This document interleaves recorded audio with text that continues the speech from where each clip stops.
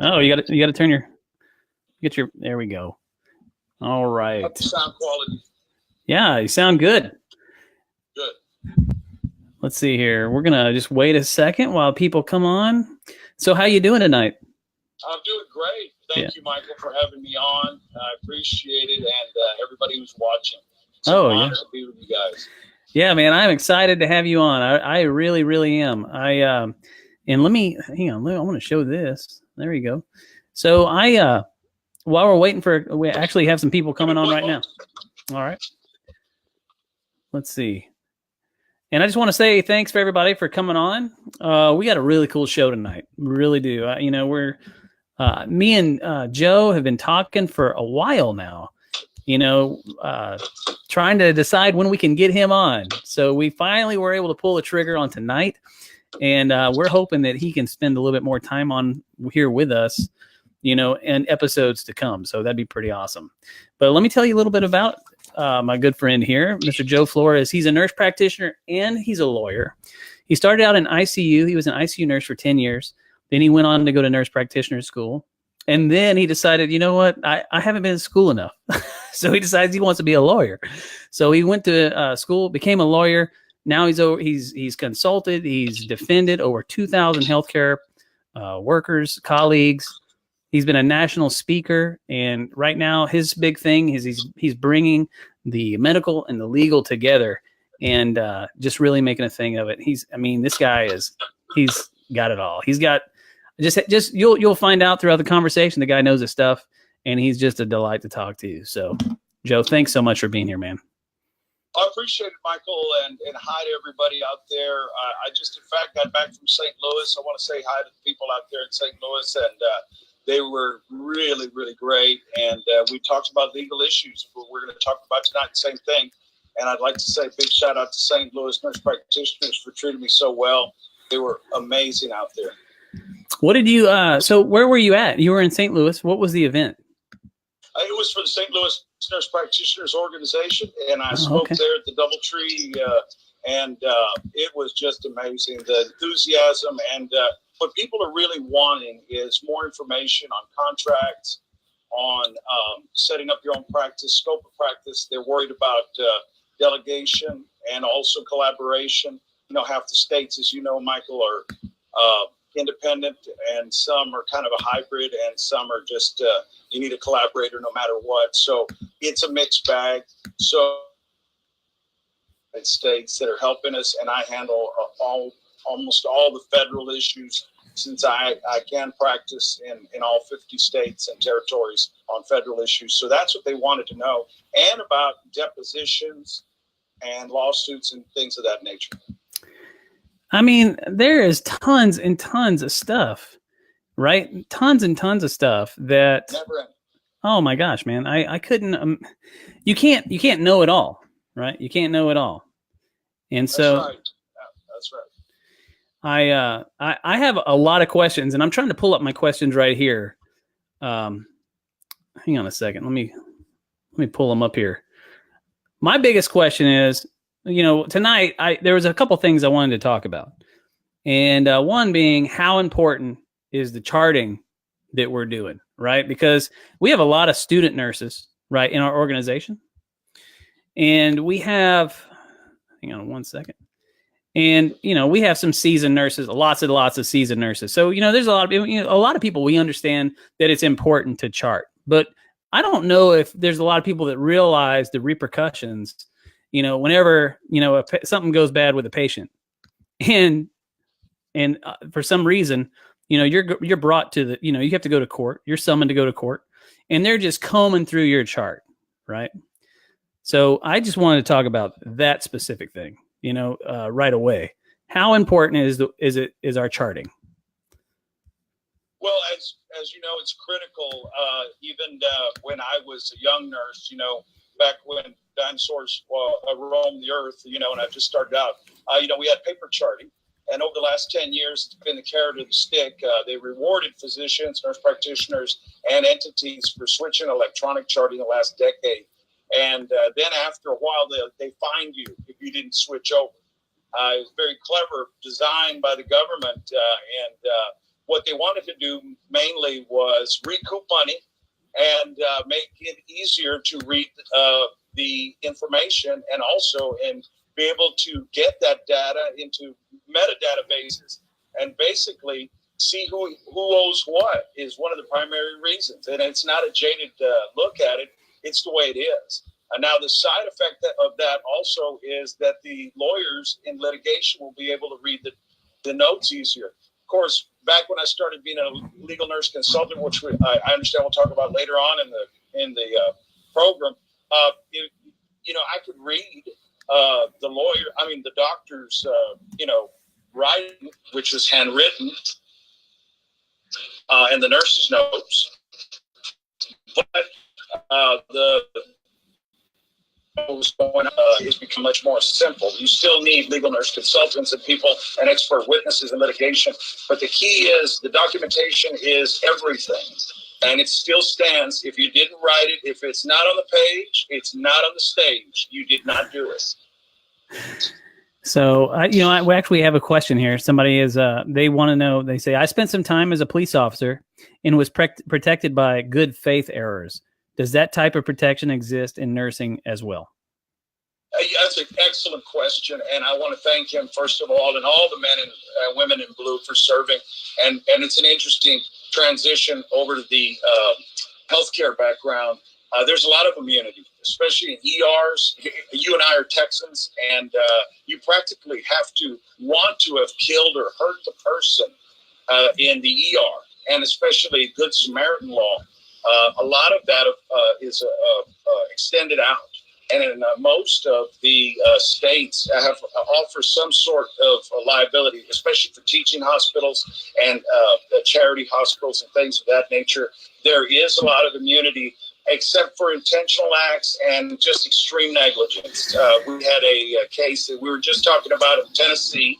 Yeah. Unfortunately, the Curonium versus Versed, and that's apples and oranges, and a person died because of that. It's a tragedy. Yeah. But there is a lot of that sort of thing, but it's not as much as a police officer would have acting in good faith. The law is a lot more strict, and the board is harder on us. Police officers have a lot of discretion because it's life and death out on the street. True. And they put their life on the line. They won't know if they're coming home or not, so they have a little bit higher immunity. But that's a great question. So, and I hate to skip ahead, but I really wanted to talk about that case in Tennessee.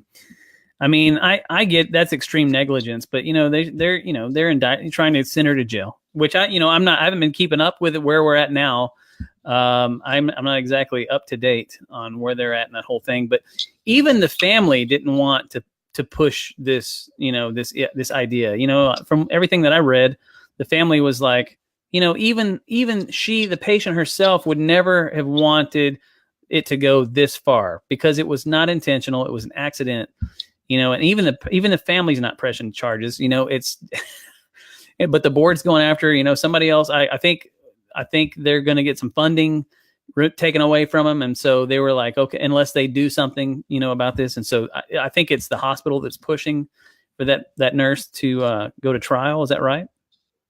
Well, in my understanding, I try to reach out to the writer that wrote the original piece there in the Nashville paper, and he's on Twitter. And but it's a Sunday, but I try to get him. But my understanding is, that it was a mix. The prosecutors have broad discretion on who they are prosecuting, and nowadays, because of the healthcare fraud, and also we incarcerate more people than anybody else in the world. We're 5% of the world's population, but we incarcerate 25% of the prisoners. Wow. And we put more people in prison than Russia, China, Saudi Arabia, Iran. You'd be surprised. And prosecutors can prosecute if it looks like gross negligence. I think they're looking for an involuntary standard where the reasonable nurse would have done the 5 rides plus, because there's on top of pulling it out of the drawer, you still have to look at the name and everything. Sure, and that's true. Yeah. And, everything we were taught. Right. And so there is a lot of, where they can look at that, and there's a lot of wiggle room for a prosecutor And I think that there was such extreme view of it as such a bad result. I think Medicare, once they got involved, you have political, geopolitical, and then you have reimbursement issues. They're going to lose a fifth of their reimbursement. That's a lot of money. That's a lot of money. Yeah, and plus, it was not just the money. My deepest sympathies for the family, and also the nurse, I'm sure, is just, I saw the mugshot. Oh my gosh, I can't imagine. Sad. I can't imagine. Yeah. It was just a bad deal all the way around. Here's a comment. The comment says, wasn't there an issue with failing to report the error and failing to act once the error was discovered? So that makes a big difference. Great question. That's a huge difference. That proves intent, trying to cover, and the board will tell me in every state of this nation and every territory, it is not just the act, it's the covering up of the act that is worse. If you have a DWI and then you lie about it on your reporting every 2 years, that lie is worse because that indicates deception. And we are the most respected profession out of everyone every year except 9/11. Firefighters got the most trusted and highly respected position. Ever since that, every year we're like 81 to 85% trust level. The public trusts us that much, right? Over doctors, over lawyers, especially, and politicians. Weird. Guess how I introduced myself at a cocktail party? Nurse practitioner. Yeah. But seriously, this is and they brought it up, and I was going to bring that up. Is in the article. It hints at there was a sort of trying to cover it up, and then the second nurse said, "Wait a minute, look at the bag. You gave the wrong medication." Yeah. Well, that's a tough situation, man. Tough situation. I see Jamie Owens posted on Nurse Practitioner Faith Community. She's a great lady, and she may be joining us here pretty quick. But all those people out there, nurses that are watching, I think a lot of people. We're split. Did a little straw poll myself. A lot of people told me because of the cover-up, because of the intense sort of situation it was, and the extreme harm with prejudice, where the person died and had an anoxic event, that there is a lot to prosecute on there. When you do something that can prove at least gross negligence, if not an intentional act. She's lucky that because of the kind of look at a cover-up, that can prove an intentional act, but not quite. She's almost there, so an involuntary manslaughter, which can carry, in our state, 2 to 20, that's a heavy, looking at a lot of exposure. Hopefully she's got good counsel to advise her on that, because there have been people in our state that have been prosecuted. So we're looking at that. A lot of nurses I'm seeing in our state in Texas being prosecuted for endangerment of the elderly just by negligence, or not turning them, or bed sores, or getting up there. And the government wants their money back if the standard of care is deviated from. Excellent questions and comments. So, yeah, absolutely. And thanks for your comments, everybody. Thanks for your questions. And so I had a question about some of the legal aspects, but beyond, there's this nurse strike that's about to happen in New York City. So we have, our the AAMN treasurer, Mr. Ian Sayuderas, which is probably on the episode watching right now, let me know before I heard about it in the news about the strike that may happen here in the next week or so. Now, I've heard that they've actually called that off, maybe, but they haven't drawn up any new contract. What are the repercussions of that? I always thought you could not leave your post unless you were, there. He said, "Yep, I'm here." I haven't heard you haven't been able to. You couldn't leave your post unless you had a relief. So who are they going to call? Who are they? How do they get to? I don't know. Transfer the care of their patient to somebody else, and then just leave. I mean, how does that work? Are there any legal repercussions for that? What? Well, companies in violation of federal and state law often have people sign off and say, "Don't join a union." My brother, who's gone back to school and going to be a nurse practitioner in Maine, we're real proud of him. He was spearhead down here in my neck of the woods in South Texas for the union. And that was one of the arguments they made. But with the proper contracts and with the proper notice, and you're just not walking off, there are, differences in that. And if the union has that kind of notice and gives the hospital that kind of notice, basically the liability switches over and can shift to the hospital if they have reasonable notice by those nurses that there's unsafe problems there. And you know about safe harbor as well as I do. And if they're telling them, look, patients will die if we do this, and you are tying our hands, you are giving us that fourth ICU patient, you are giving me that third balloon pump, you are giving me 12 patients at night with one aide. These are not this is not what Medicare would want. This is not what ethics would demand and patient care. So I think, and it depends also on the politics. New York City's a long way from Beaumont, Texas.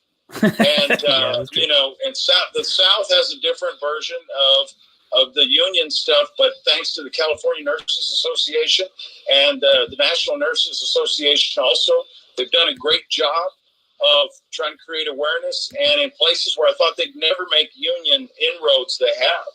And I think New York City's the perfect litmus test for this, and also Chicago and up there. I think that they get the message and maybe called off because I think they realize that in the North it's a whole different story. Politics plays a great role in this. Yeah. And we are a big red state. In red states, the unions, they've tried to get rid of the unions, and unions have made a comeback, and that gives me some comfort. When I worked offshore, we didn't have any unions, but I worked at a paper manufacturing plant. Man, this is a whole nother life ago. And they had a paper manufacturing union. So, I kind of know a little bit about that. The next exposure I had to union is whenever I was a travel nurse, and I ended up in Las Vegas, and the nurses union's pretty heavy up there, pretty heavy in Vegas, But so anyway, I just hope for a good, whatever happens, I just hope for a good resolution. It's really just about patient safety, really, from what I understand. They're not arguing for any more benefits. They're not arguing for any more salary. They just want to be able to take care of patients without patients dying, whenever, I have followed the union's progress for 15 years. And I tell you what, I have never seen them doing it for the money. It's been for the patient care. And there are some people that are just dead set against the unions, but I am not. And I'm a Southerner, and I'm a Texan, and I believe that they bring with it patient care safety standards that are assured. And we need to make sure if we allow the corporations to put profits over patients, we are very precariously trying to put patient safety in danger. Well, listen, I appreciate it. I really want to talk really quick before we go. It looks like we have about 10 minutes. I'd really like to talk about legal nurse consulting. I've only heard from just a few people here and there. And I've heard people that say, man, I sure would like to get into legal nurse consulting. But then I've heard a couple other people that said that they've actually sat in on cases and stuff, and they said that it pays real well. And it's just a different aspect of nursing, and I always say, if anybody's ever watched the show, they always know that I'm so excited about the profession of nursing because of so many avenues that you can pursue. I think it's just an amazing opportunity to become a nurse. And this is just more of those great opportunities. And I know that you know a little bit about that. And so I was hoping that you'd tell me and the listeners and the watchers about it. Well, when I was seeing a guy's billboard, and it was a DWI billboard, a lawyer, and he said, I wrote the book. Well, I actually wrote the book on legal nurse consulting. I've written my own book, a course book that offers 18 hours for people who are interested. And I'm not trying to give a plug. I'm just saying that I did do it because I wanted a cost-effective alternative to what's out there right now. A lot of nurses have spent thousands of dollars to get certified to become a legal nurse consultant. My story was as a 23-year-old, nurse, just out a few years. I started out when I was 20. Lawyer contacts me because I knew his legal secretary and said, I'm in a hurry. I need for you to look at these nursing home records. And a couple of weeks later, I get a check in the mail for what I make in 2 weeks. And I said, sir, I owe you a refund. You gave me, I worked 2 hours and you paid me $2,500. It just doesn't seem fair, you know? And he said, I settled the case for $1.2 million. Don't worry about the $2,500. Wow. You're really good. So he started sending me boxes, and then he spread the word. Other lawyers started sending boxes and stuff. So I never took a formal course. And I think in many nurses, you don't need a formal course. I wrote a course book just with 18 hours of through ANCC, and I give away chapter 1 so they know what they're buying. It has a glossary and everything else, and preface and everything. And I said, look, even if you get contact hours, if you love lawyers, you get 18 contact hours. And the book basically says, it explains that, legal nurse consulting is not for everybody, because you've got to be a showman or a show person, and you've got to be able to sell yourself. You've got to be able to have the confidence to market yourself to some real alpha people, female and male, that have gotten out of, law school. And it's a tough market. And you have to know who practices that type of that medical malpractice is mainly, but not just that, in workers' comp, anything where the medical and legal overlap, car wreck accidents. Oh man, there's a lot. It's endless, and but you have to be the right person. It's just like somebody who really can't work hospice or ICU or dialysis.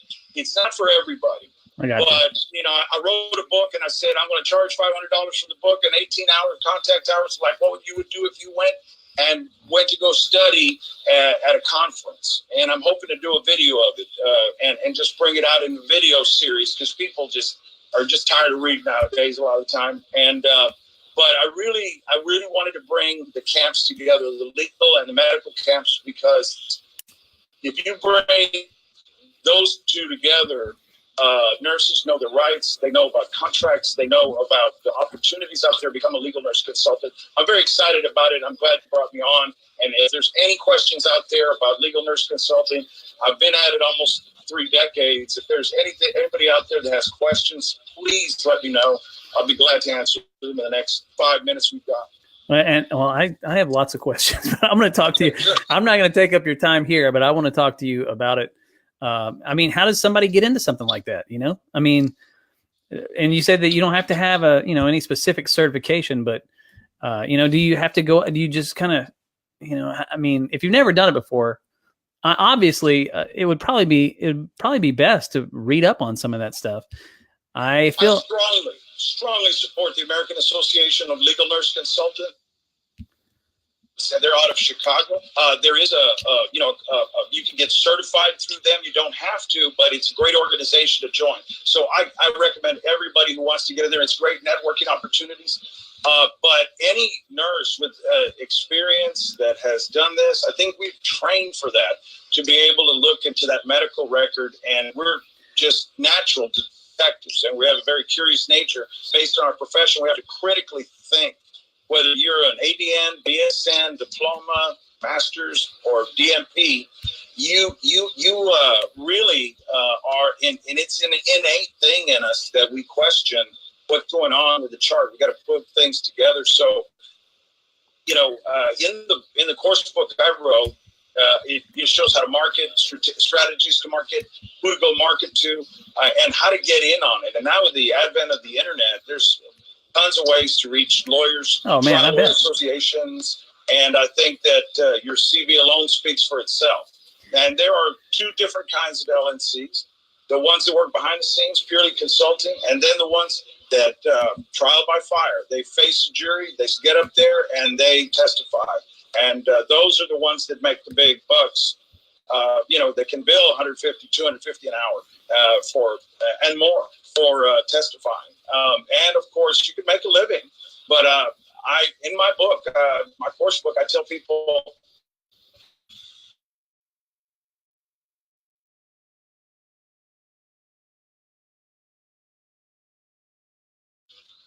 people on which taking somebody on cross-exam, I'll say, when's the last time you taught or practiced nursing? Well, I don't anymore. I just work for lawyers. Oh, so you just work for lawyers. So in other words, you're a hired gun. And I mean, blows oh, man. Some people on the jury think she's just, or he's just doing it for the money. So you have to remain in practice somehow, whether you're teaching or whether you're practicing.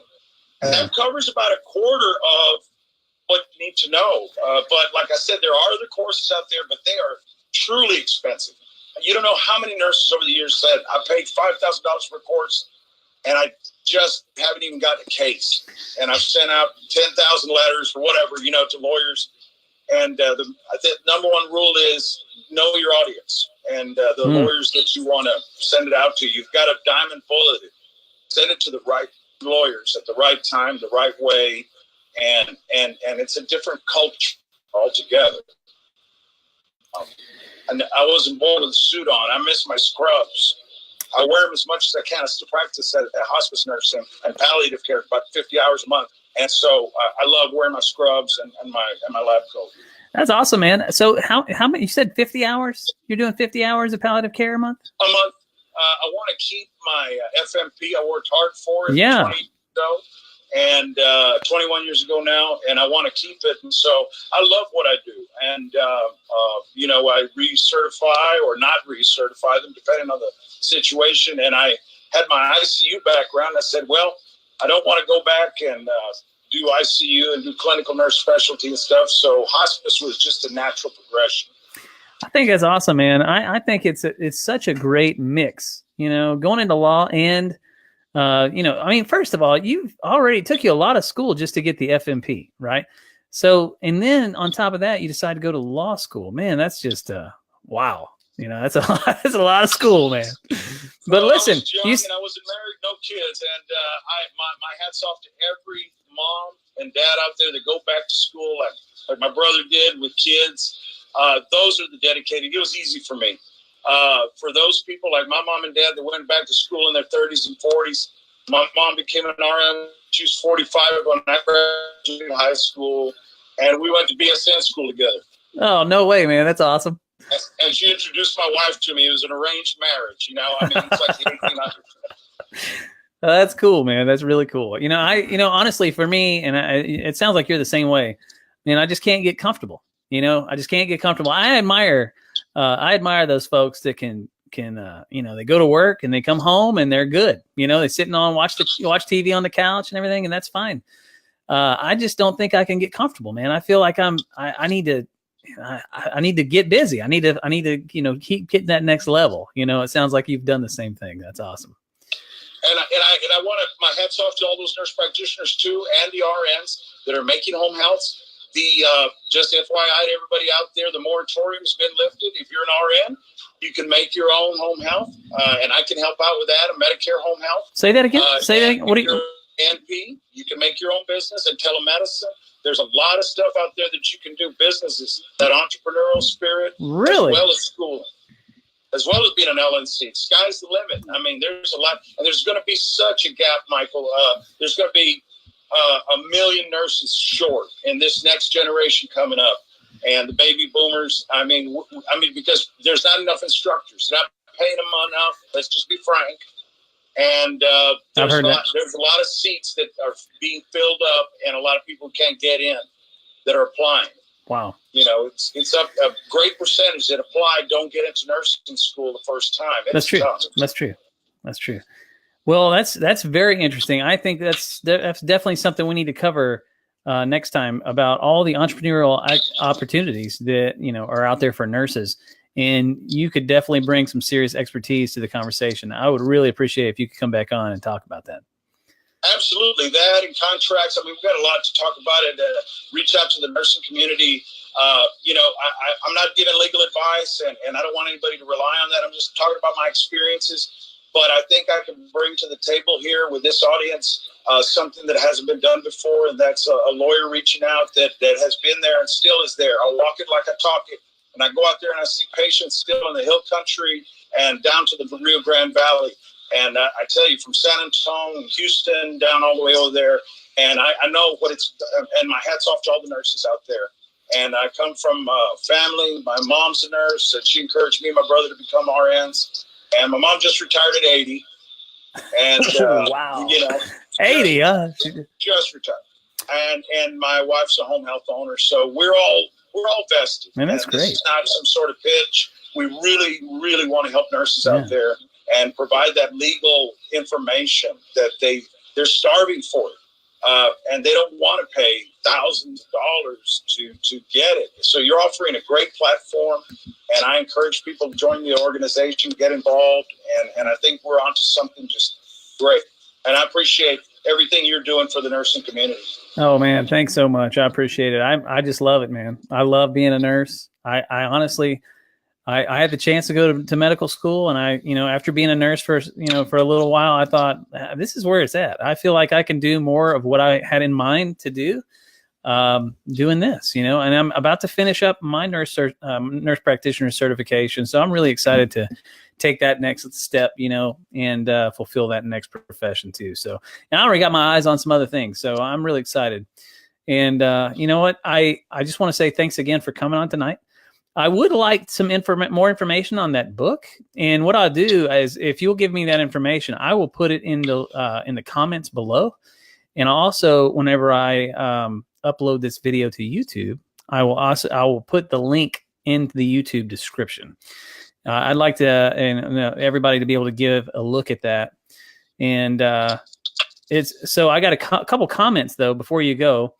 One comment says, "Thanks for this great information."